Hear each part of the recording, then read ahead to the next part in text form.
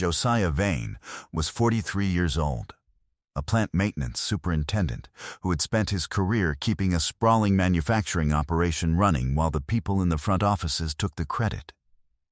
He drove an 11-year-old truck he serviced himself.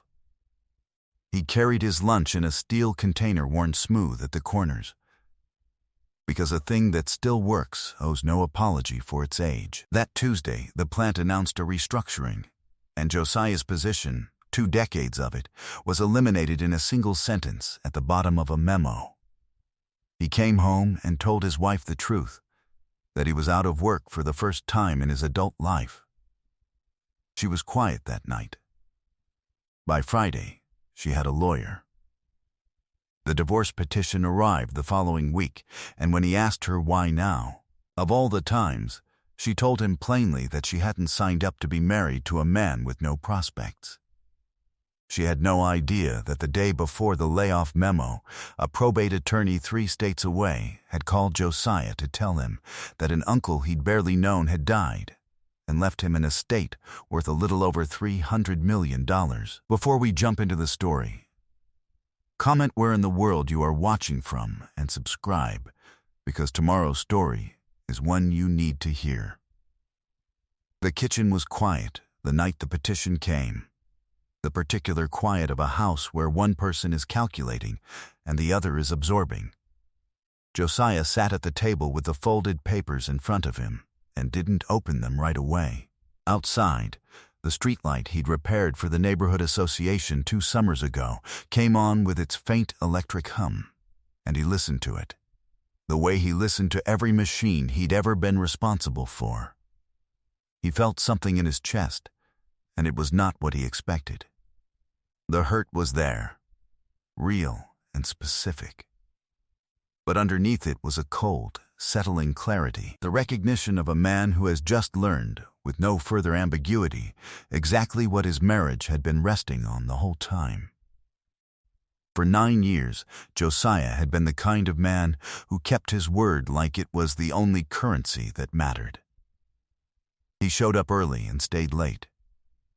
He took the overnight call-outs when a line went down, the holiday shifts, the weekends, because the plant ran on people who'd answer the phone at 3 a.m, and he was always one of them. When his wife Marlene wanted the bigger house, the better neighborhood, the life that looked like success, he carried it without a word about the cost. He gave her steadiness and a good income and a husband who came home every night. Because that was what he had, and giving it was the only way he knew how to say he loved her.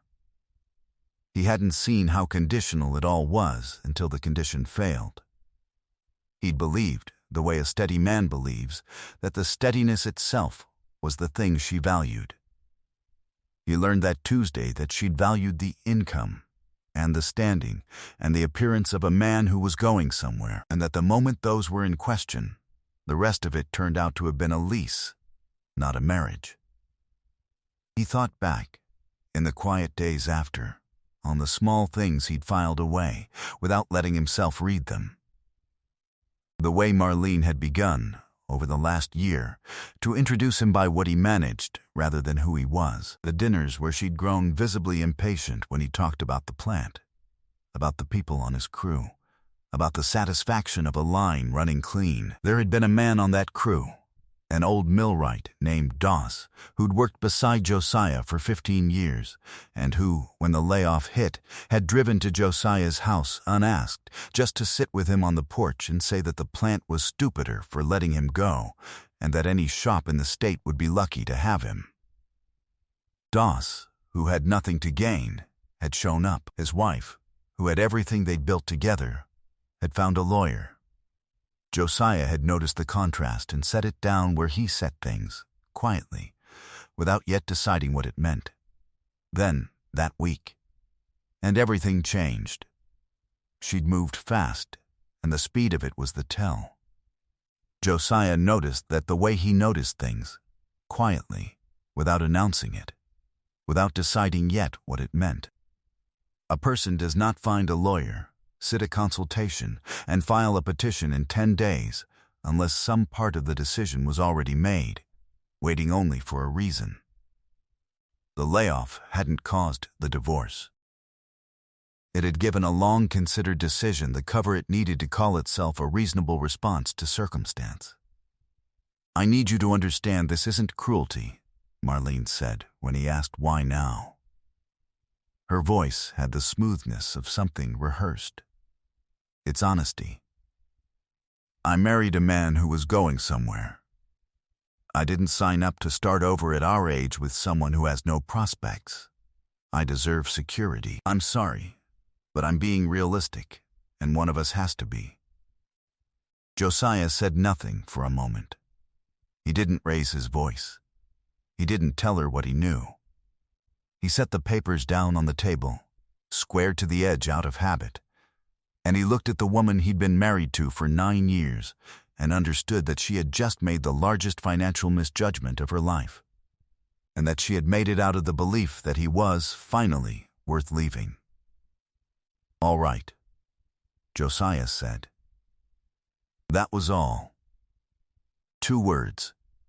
He picked up the petition, slid it into the cabinet where he kept important papers, and went out to sit in the truck in the driveway for a while, not to go anywhere, just to be somewhere quiet and his own. He thought about the phone call from the probate attorney, the one he'd received the day before the layoff and had not yet told a soul about, not because he was hiding it, but because he'd been too stunned to speak of it. And then the layoff had hit, and then his wife had found a lawyer, and somewhere in those 10 days he had quietly decided to say nothing at all and watch what the people around him did when they believed he had nothing. What Marlene had never understood, what she was about to spend the divorce failing to understand, was the difference between a man with no prospects and a man who had simply chosen not to mention the ones he had. The call had come on a Monday, a week before any of it. Josiah had almost let it go to voicemail. He didn't recognize the number, 3 states away. The voice on the line belonged to an estate attorney named Walter, patient, methodical, the kind of man who called in the early morning and never put drama into news, however large. He explained, in plain terms, that Josiah's great-uncle Augustin had died. Josiah had met the man perhaps twice, decades ago, a solitary, unmarried figure the family rarely spoke of, who'd left home young and never come back. What the family had not known, because Augustin had wanted it that way, was that the man had spent 50 years quietly building a fortune, land, holdings, a portfolio assembled with a discipline that bordered on invisible, and had left almost no one in his life to leave it to. He had, however, kept track. Augustin had quietly followed his scattered family from a distance for decades, and he had left, in his own hand, a short letter explaining his single beneficiary. He had chosen the one relative who, in the one report that reached him that he trusted, had been described as a man who kept a plant running for 20 years and never once took credit he hadn't earned. "I never met a rich man worth the money," the letter read, in part, "but I met the records of a working one, and I would rather it go to him than to anyone who knew to ask me for it." The estate, after everything, came to a little over $300 million. And it came to Josiah Vane. The old man had been thorough even in his watching. The letter went on, in places, to mention things Josiah couldn't imagine how Augustin had known. That the boy had paid for his own mother's roof to be redone and never mentioned it to the rest of the family. That he'd kept a co-worker's job alive through a bad stretch by quietly covering the man's shifts. Augustin had been a ghost at the edge of the family for 50 years, and he had spent that time, it turned out, keeping a private ledger of who the people in it actually were when they thought no one was counting.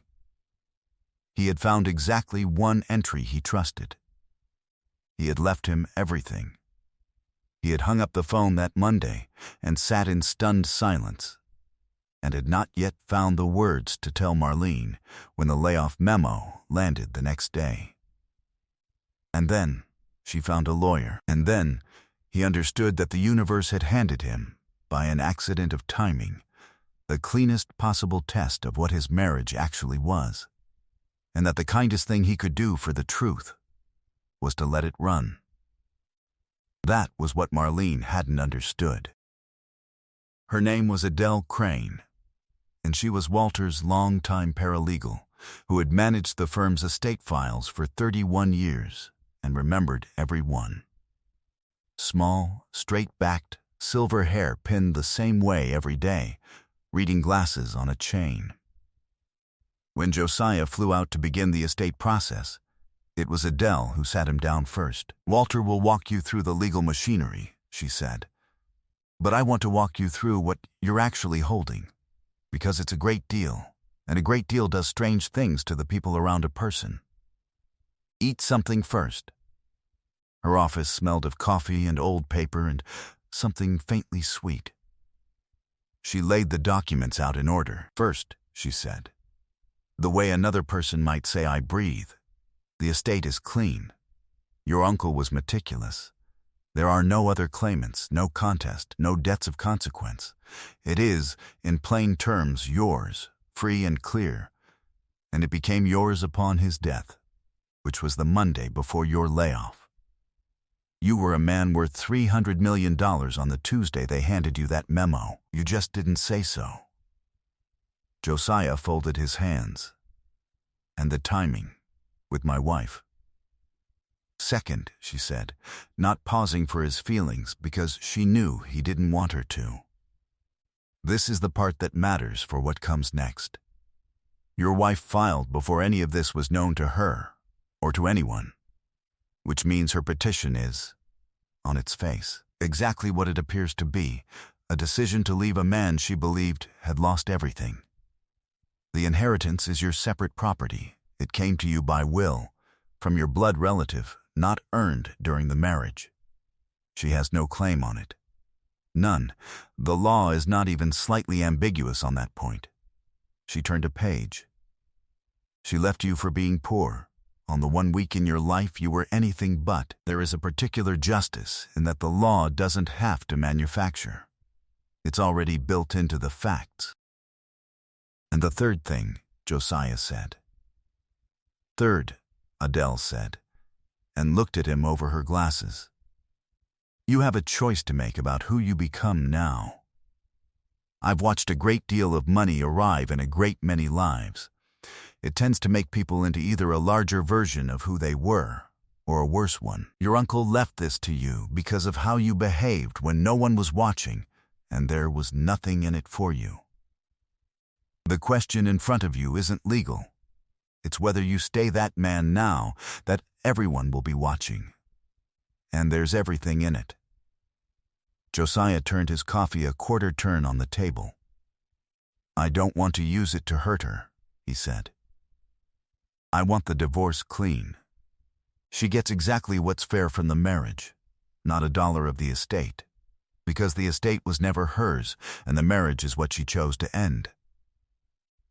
But I'm not going to spend my uncle's gift turning into someone who ruins the woman who got me wrong. The getting me wrong is its own consequence. I don't need to add to it." "What do you want to do then?" Walter asked when he came in. "I want to do it right," Josiah said. "And I want to do it quiet." He didn't move fast. That was the part Marlene had never been able to account for. She had spent 9 years deciding exactly what kind of man Josiah was. She had been wrong about the most important thing. She had mistaken his steadiness for the ceiling of him, rather than the floor. She'd looked at a man who answered the phone at 3 in the morning and decided that answering phones was all he'd ever be, and she had never once had reason to watch what that same steadiness looked like when it was holding something enormous. Josiah understood sequencing the way only a man who runs a plant does. You don't bring a line back up all at once. You stage it. You check each system. You bring it up in the right order, or you damage the very thing you're trying to start. And you don't announce a change to the floor until the change is real and stable, because nothing erodes trust like a thing declared before it's true. So he let Walter and Adele handle the estate, carefully, over the weeks it took. And he let the divorce proceed on its own track. And he did not tell Marlene about the inheritance, not out of cruelty, but because the law did not require it. The estate was separate property, irrelevant to the settlement, and because telling her would have changed her behavior, and he wanted just once to see the truth of a thing unbent by money. He let her believe she was divorcing an unemployed man. He didn't contest the fair things. His apparent diminishment was its own kind of staging. He read every estate document once. Then he folded the key papers and stacked them in order in a single accordion file, the way he'd organize a maintenance log. He didn't talk. He didn't post a word. He went about the quiet business of a man between jobs and gave no one any reason to think his world had cracked open into something vast. The divorce finalized on a gray morning in a county office downtown. A plain room, a long table. The ordinary machinery of two lives being formally separated. Marlene arrived with her attorney and the brisk, slightly defensive energy of a person who has decided she is doing the realistic thing and needs no one's approval for it. The settlement was straightforward. She took her fair share of the marital assets, the things accumulated across 9 years, divided cleanly. Josiah did not fight any of it. He signed where he was meant to sign. It was only at the end, as the papers were being gathered, that Marlene's attorney, making conversation, asked Josiah what he'd be doing next, now that the plant was behind him. And Josiah, who had not planned a reckoning and did not stage one, simply answered the question honestly, because he was done keeping the secret and saw no reason to lie. He said that he'd be administering an estate, actually, a family inheritance, that it had come to him from an uncle the week of the layoff and would keep him occupied for some time. The attorney, professionally curious, asked how large an estate. Josiah told him, plainly, without flourish, a little over $300 million. The room went still in a way that was different from the polite quiet of paperwork. Marlene's expression went through several things in the space of 2 seconds. Recognition, confusion, then something that looked very much like the floor of the office opening beneath her. The slow, total understanding that the man she had left for having nothing had, on the very week she filed, become worth more than she could fully picture. And that the document she had just signed, the clean, fair settlement she'd thought so realistic, had closed the door on it forever, exactly as the law and Josiah had quietly allowed it to. She had worked all morning to keep her face composed. The composure failed. The silence lasted 12 seconds. Josiah did not count them with any satisfaction. He simply let them pass. Then he stood. He gathered his copy of the papers. He buttoned his jacket. He did not gloat. There was no version of gloating that would have made him feel anything but smaller. He looked at Marlene once and said it quietly, without heat, because it was simply true. "You said you didn't sign up to be married to a man with no prospects," Josiah said. "You were wrong about the prospects. But you were right that you didn't sign up for me. You signed up for what I could provide. I just found out which one you'd married. I'd rather know." He turned and walked out without looking back. It did not happen all at once, the understanding of it, for Marlene. The settlement was final and clean and could not be reopened. She had divorced a man for his poverty in the 1 week he was rich, and signed away any path to the fortune before she knew it existed, and there was no undoing the sequence. She was not destroyed. She was simply left to carry the knowledge of what her own certainty had cost her.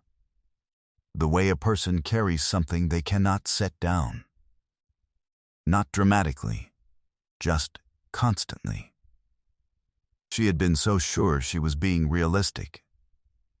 Josiah did not become a different man, which was the thing his uncle had gambled on, and the thing Marlene had bet against. He took his time with the estate. He kept the 11-year-old truck. He found, after a while, that what he wanted to do with a fortune built by a quiet working man was put it to work quietly, steadying things, funding the kinds of trades training programs that would have meant something to the younger version of himself, keeping people employed in the kind of plant that had once eliminated him in a single sentence. When he eventually did exactly that, taking a stake in a struggling regional shop and steadying it, the first man he called was Doss, the old millwright who'd shown up on his porch with nothing to gain. He made him operations lead, at a wage the man had never been paid in his life. Not as charity, but because Doss was the best he knew, and loyalty like that should cost a fortune to keep, and Josiah could finally afford it. He answered every call the same day. He gave accurate timelines and hit them. He was not loud about any of it. 14 months later, he rebuilt the engine in the old truck one more time, over 3 weekends, because it had earned it, and because he was not going to let $300 million talk him out of who he'd always been. Adele, the paralegal who'd told him the size of what he held and asked him who he meant to become, heard he'd finished it, and she came by and brought a small potted succulent. No card, just the plant. He set it on the windowsill of the small workshop he kept. He watered it on Thursdays. On a clear evening in early spring, Josiah sat on the porch of a house that was paid for many times over and watched the neighborhood settle into the dark, the same neighborhood, because he hadn't seen a reason to leave it. The streetlight he'd repaired came on with its familiar hum. Somewhere a working family's kitchen light burned, and he thought about a quiet uncle who'd watched from a distance and chosen a working man on purpose. He thought for a moment about a petition that arrived in the 1 week it should never have been filed. Then he stopped thinking about it, because it was no longer load-bearing in his life. He finished his water. He went inside and turned out the light. I hope you enjoyed that one. Be sure to like the video and subscribe so you don't miss the next story. I've picked out 2 more for you that I think you'll really like.